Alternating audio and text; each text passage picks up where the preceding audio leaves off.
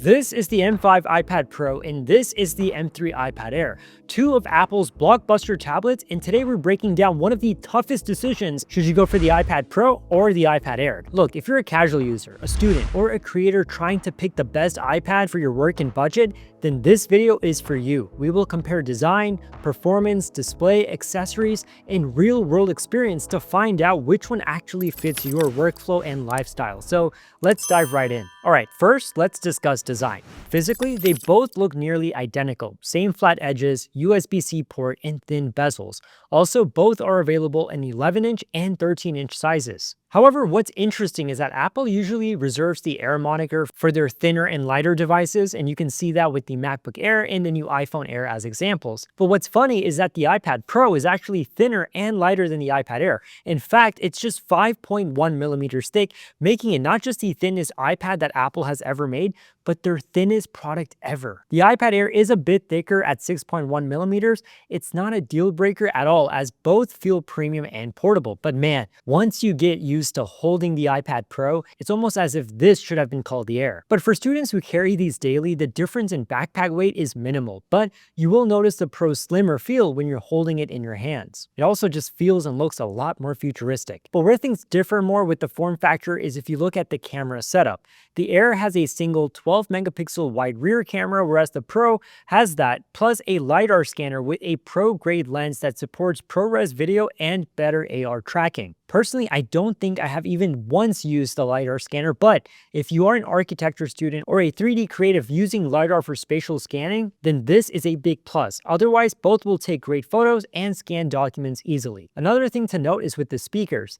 The iPad Air still only offers 2 stereo speakers, whereas the iPad Pro features a quad speaker system. The Air sounds great until you start listening from the speakers of the Pro because man, the audio is impressive on the Pro. With the audio and the display of the iPad Pro, it feels like a movie theater right in your hands. And speaking of display, let's talk about that next, as it's the part that you look at all day. The iPad Air has a Liquid Retina LCD display with 500 nits of brightness and a 60 Hz refresh rate. It's sharp, color accurate, and great for reading, research, or light creative work. But the iPad Pro is next level. It uses Apple's tandem OLED Ultra Retina XDR display. I know, it's quite a mouthful, but this is what you get with it. Deeper blacks, better contrast, up to 1000 nits of full screen brightness with 1600 peak brightness for HDR content, and you get a ProMotion 120 Hz display, which means buttery smooth scrolling. Once you get used to it, it's hard to go back. The display on the iPad Pro is hands down one of the most beautiful displays that Apple makes and one of the best displays that I've personally ever used. Trust me, videos don't do it justice. You have to pick it up in person and you'll see what I'm talking about. It's a joy not just to consume content, but also create content on as well. If you're a digital artist working in Procreate or editing videos in Final Cut or LumaFusion, it's wonderful to see everything with such rich colors and vibrancy.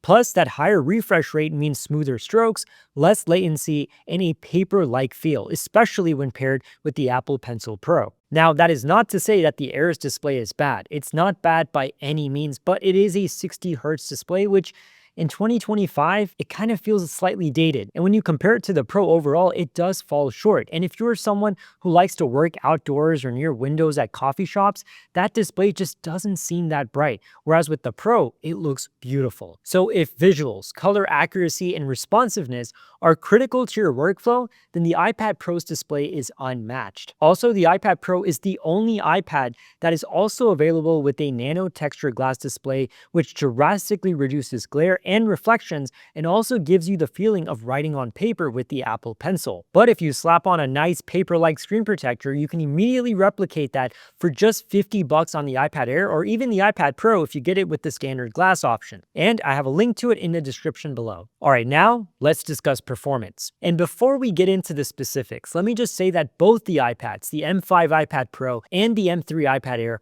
are lightning fast. We have come to that point now where for most users, you're not even really really going to tell the difference between them. And for daily tasks, they're almost identical. The M3 Air can handle 4K video editing, Photoshop, and multitasking with ease, but obviously the M5 Pro takes it a step further with more than 50% GPU performance and an improved neural engine for AI and rendering tasks. So for creatives, the M5's 10-core GPU handles 3D modeling, DaVinci Resolve, and Final Cut Pro exports much faster. It's also much more efficient, so even under heavy workloads, it stays relatively cool. And for students, the M3 is already overkill for note-taking, research, and multitasking between apps like Safari, Notes, and Word, for example. You can comfortably run split-screen apps, stream lectures, and take handwritten notes with zero lag. In short, unless you're doing professional level video editing or graphic design at scale, the M3 in the Air is plenty. But the Pro does give you more headroom if your projects do grow more intensive down the line. But like I said, for most users, the M3 is already lightning fast. Heck, even the M2 chip is still more than enough for most people.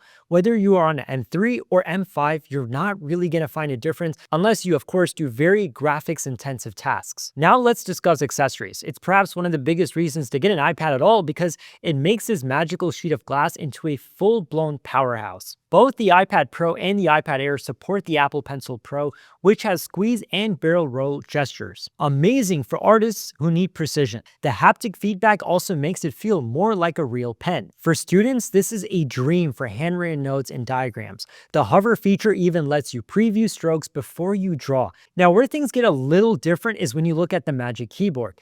Though both are designed for great typing experiences and have function row keys, a USB-C port, and a cantilever design, the Magic Keyboard on the iPad Pro takes things further with a premium aluminum palm rest with backlit keys, while the Magic Keyboard for the iPad Air has a more basic, soft-touch palm rest without haptics and without backlit keys. Typing on the iPad Pro's Magic Keyboard makes it feel more like a MacBook, but the overall key travel and experience of typing is identical to the Air. So whether you're typing essays or editing photos, both iPads support the same next-gen tools. The only difference is that the Magic Keyboard is a little nicer on the Pro, and also the Pro's haptic pencil integration feels slightly snappier due to the 120Hz screen. Now, let's discuss battery life. Both the iPad Air and the iPad Pro promise 10 hours of use on Wi-Fi, and to be honest, that's pretty accurate on both of these devices. But here's where things get a little different, because the iPad Pro does have some advantages. First off, on the iPad Pro, you get the new USB-C Thunderbolt port, so it allows for faster data transfer and fast charging, plus easy connection to external drives or displays, which is especially useful for creatives moving large files. And speaking of charging, the M5 iPad Pro is the only iPad in the entire lineup that supports fast charging. You can fast charge your M5 iPad Pro up to 50% battery in just 30 minutes with a 60-watt power adapter. That is crazy fast. So if you're someone like me who's constantly on the go or travels a lot, fast charging will be a gem of a feature to you on the M5 iPad Pro. Now let's talk security and daily use. All right, so here's something you'll use dozens of times a day: unlocking your iPad. The iPad Air uses Touch ID on the top button, while the iPad Pro uses Face ID built into the front camera. On a day-to-day basis, I do prefer Face ID a lot more. I like the fact that I can just swipe and I'm in. No need to constantly be resting my finger on the power button. And it's not just about unlocking the iPad. It's even for things like downloading things from the App Store or when you're logging into applications requiring authentication. It just looks at you and you're in. It's absolutely seamless. Now let's discuss pricing, because this might be the deciding factor for most people.